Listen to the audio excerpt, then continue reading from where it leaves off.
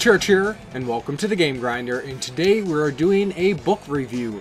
Now I've done a couple of these in the past, and I have the opportunity to do another one. So I was asked if I had any interest in reviewing the latest book by Geeks-Line, and that is the Super Nintendo Anthology. I quickly checked out what I should be expecting, and had to jump on the opportunity. So with that said, full disclosure, I was provided with the copy of this book for review, and of course I'll be sharing my thoughts about it. So before this, I wasn't really familiar with Geeks-Line. Apparently, previously they had done an anthology book for the Nintendo 64 and the GameCube. And the Super Nintendo Anthology was a Kickstarter campaign that was made available in September of 2018, and I believe this was just released approximately about a year later. And again, as the name says, this is the Super Nintendo Anthology. This release is the Ultimate Edition. I don't know if there is a standard edition, but if this isn't what you're getting, then that's kind of a bummer because this is quite the package. So when it comes to these sorts of books, you always kind of got to ask yourself, what makes this one different? What separates this from some of the other Super Nintendo compendiums?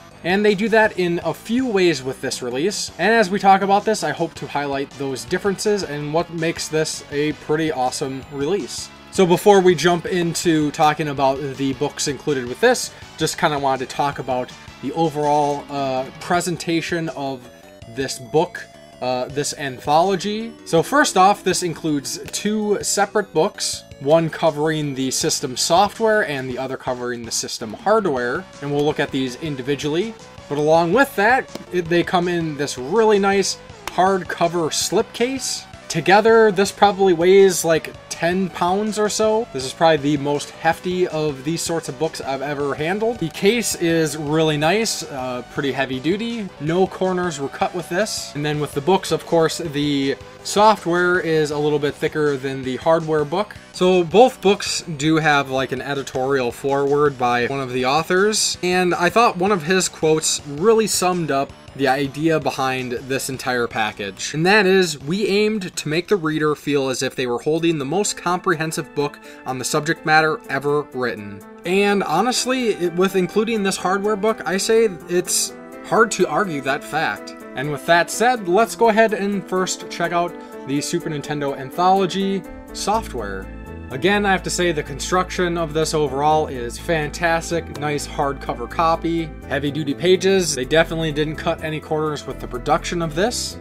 And as the title of this book states, this is the software of the Super Nintendo and the Super Famicom, and that's one of the elements that sets us apart from a lot of the other books covering this library of games, is that this one includes all releases for the Super Famicom and the Super Nintendo. Every game includes the title, a screenshot to give you an idea of what it is, a brief description, a rating, and important to know information like publisher, developer, genre, how many players it has, and its release date. The less exciting games tend to get basic descriptions, with the more notable games getting larger listings with a more in-depth description and review, including additional pictures of the gameplay. Though some of the less exciting games do get additional mentions like development or some reception or lasting legacy, the larger spreads more commonly share that information. I'm not exactly clear on if the authors provided the review scores for the game, or if they're taken from an aggregate source, but they're generally what you'd expect. Though of course, there's many titles I saw that personally I'd rate higher or lower than what was listed, but of course that's the fun of opinions. And like I said, this covers the entire catalog of the Super Famicom and Super Nintendo, so included is approximately 1,800 game listings here. They really went the extra mile with this one.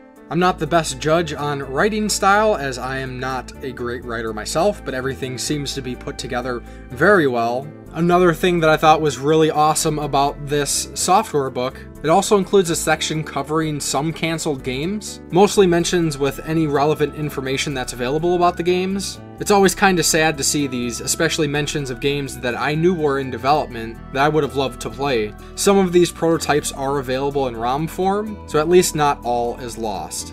Within this section, it also includes mention of canceled games that are known about, but it never had screenshots available as well. And the last section of the software book talks about the lasting legacy of the Super Famicom and the Super Nintendo, which includes mentions of the modern homebrew community, as well as some mentions of games that have been released after the fact. And this tends to be more of the notable and generally known unlicensed releases. So then on to the hardware book. And this is what really kind of separates this release from a lot of other of these sorts of Super Nintendo game releases. Sure, this is kind of cheating since it's 2 books, but because it's a contained package, both books included, where other releases fully had the opportunity to do the same thing, this is one of the parts that really make this stand out from the others. Again, the hardware book is provided in a hardcover format, constructed just like the other. So let's go ahead and check out this one as well.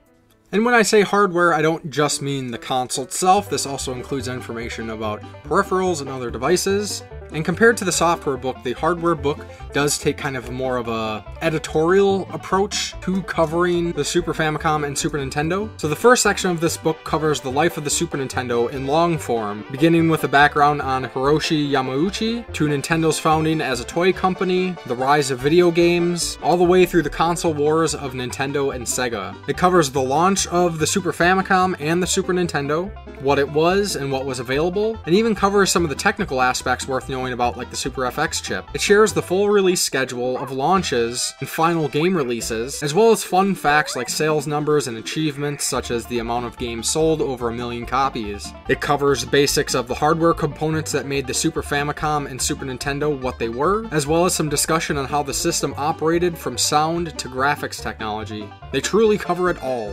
Of course, what's a hardware book without a full listing of all of its accessories and peripheral devices, from cables to adapters, controllers, and add-ons, all which get descriptions and pertinent information. Even third-party accessories are included, as well as dev and homebrew kit information. It includes some mentions about notable collectibles like limited release carts or other special console variants, and there's even some interviews with developers of hardware and software, including a short section of quotes, including those like Shigeru Miyamoto and Masahiro Sakurai. And the final section of the hardware book is something that I kind of wish was included in more of these books, and that was given some attention to the advertising and some of the ads that were available for the Super Nintendo and Super Famicom. At times it feels like some of those things are lost, and I think marketing and advertising did play an important role in why retro systems and games stand to be so memorable for us.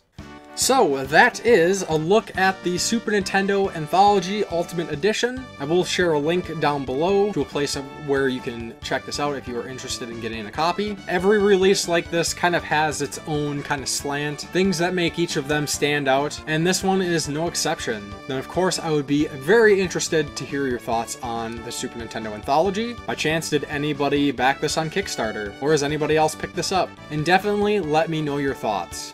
So then, as always, thank you very much for watching, and I will talk to you next time on the Game Grinder.